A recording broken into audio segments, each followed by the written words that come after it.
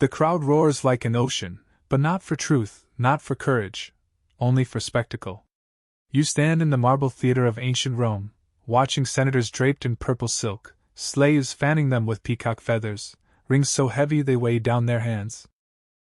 A faint stench of sweat and perfume hangs in the air.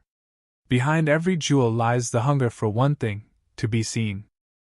Seneca, the Stoic philosopher, sat in these very halls, his face carved with both wisdom and irony. He knew the dangerous game. It is not the man who has too little, but the man who craves more, who is poor. Yet still, he himself owned estates, dined with emperors, and taught restraint while wealth glittered at his own table. Was it hypocrisy? Or was it the eternal struggle of man, to preach simplicity while chained by status? Centuries later, Thorstein Veblen, the son of Norwegian immigrants in America, would give this Roman hunger a name: conspicuous consumption. He exposed the vanity behind every mansion, every diamond, every unnecessary luxury paraded for applause. Two men, divided by time but united by the same shadow, the disease of status. This is where legend's legacy begins, not with comfort, but with discomfort. Because to study history is to stare into the mirror of your own desire. Do you chase applause or do you defy it? Tell me, whose vision of status speaks to you more, Seneca's stoic fire or Veblen's cold dissection? Share your thoughts below, and if you carry the hunger for truth as much as you crave the past, let your journey continue with us. Subscribe, because this is only the beginning. You know the feeling. The eyes of others burn into your skin when you wear something new, when you step out with something they don't have. It is a silent intoxication, more powerful than wine, more addictive than opium. Thorstein Veblen saw this with ruthless clarity. He called it the leisure class, those who lived not to produce, but to display. In late 19th century America, railroads carved the land, fortunes rose overnight, and millionaires built mansions not for living, but for being seen. Chandeliers taller than trees, banquets where food rotted untouched, wives turned into ornaments for their husbands' pride. Veblen wrote with surgical precision, wealth was not about survival, it was about status. Every pearl, every velvet coat whispered one message: I am above you. And yet, the cruelty lies deeper. Veblen understood that this vanity is not just an illness of the rich. It infects everyone. You buy a shirt not only for warmth but for the logo stitched into its chest. You dine at a place not only for food but for the photographs it grants you. You perform your life for an invisible audience, and the applause is silent but merciless. Carl Jung once warned, "People don't have ideas, ideas have people." Veblen would have nodded. The idea of status grips you, consumes you, and before you know it, your life becomes a stage. You live inside a gilded cage built by the hunger of other people's eyes. But here, the Roman voice of Seneca will return, to challenge this modern analysis. For he did not see wealth as a cage, but as a test of the soul itself. Stay with legend's legacy. Which do you believe?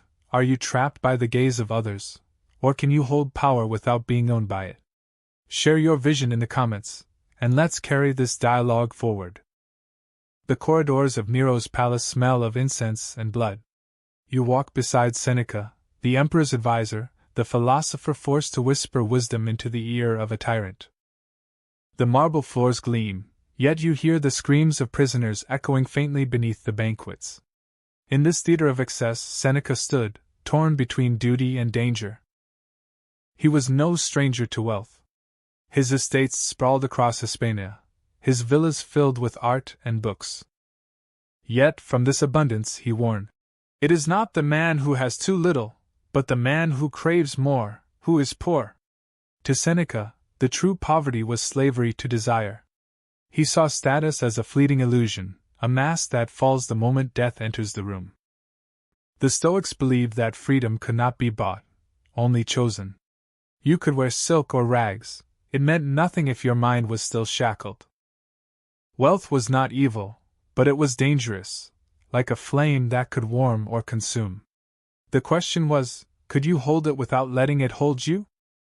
Seneca himself was tested. He taught restraint, yet he advised an emperor who bathed in extravagance and slaughter. He spoke of virtue, yet his name was tied to power. Was he a hypocrite, or a man wrestling with the same contradictions you face? How to live with wealth without losing your soul? Veblen saw wealth as a performance for others. Seneca saw it as a battlefield within.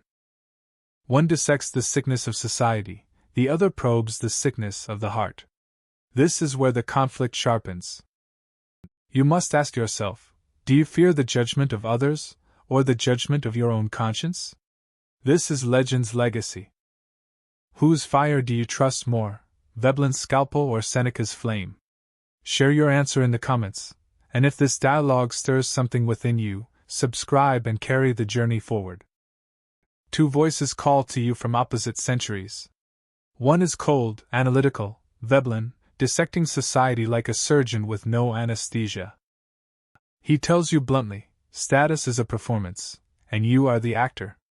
Every purchase, every gesture, every public moment is stained with the hunger to be seen. You are not free, you are trapped in the theater of display. The other voice burns like fire, Seneca, whispering from the Roman dusk. He does not deny wealth, nor condemn it outright. Instead, he tests you. Can you hold gold in your hand without letting it enter your heart? Can you sit at the emperor's table and still remember that death waits outside the palace walls? To him, the chains are not in society, but in the mind. Veblen's world is external, social, collective. It is the marketplace of vanity where each man measures himself against the next.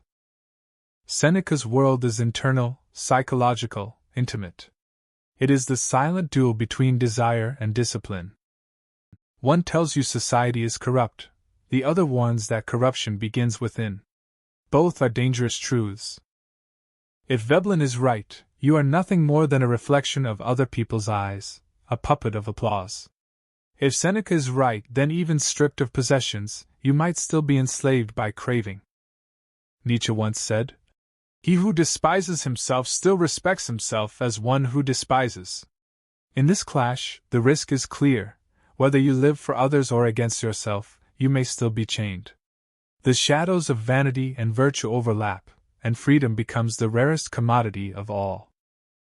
This is the battlefield where legend's legacy thrives, not in easy answers, but in the questions that cut to your very core. Tell me, whose shadow do you stand in tonight? Share your thoughts in the comments, and if this journey stirs your mind, subscribe and walk deeper with us.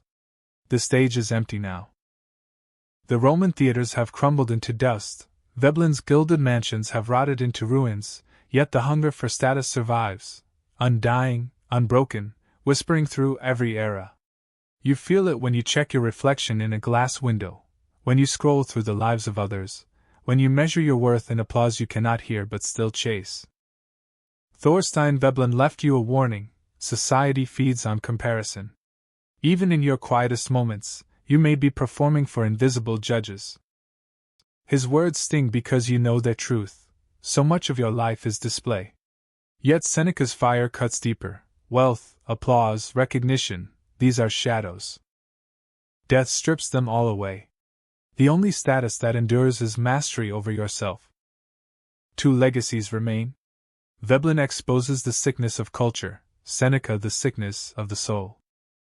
Both men hold a mirror to you, and both ask the same question in different tongues: who owns you, you, or the world's gaze? Marcus Aurelius, another Roman voice of iron calm, once wrote, "It is not death that a man should fear, but he should fear never beginning to live." And perhaps that is the deepest cut. To live only as display is not to live at all. To live chained to craving, whether for applause or possessions, is to miss the freedom of the soul. This is the legacy of legends, not answers, but the questions that outlive them. You now stand at the crossroads. Do you bow to the eyes of others, or do you build a life invisible but free? Tell me, whose vision lingers in your mind, Seneca's stoic fire or Veblen's cold scalpel? Share your reflections in the comments.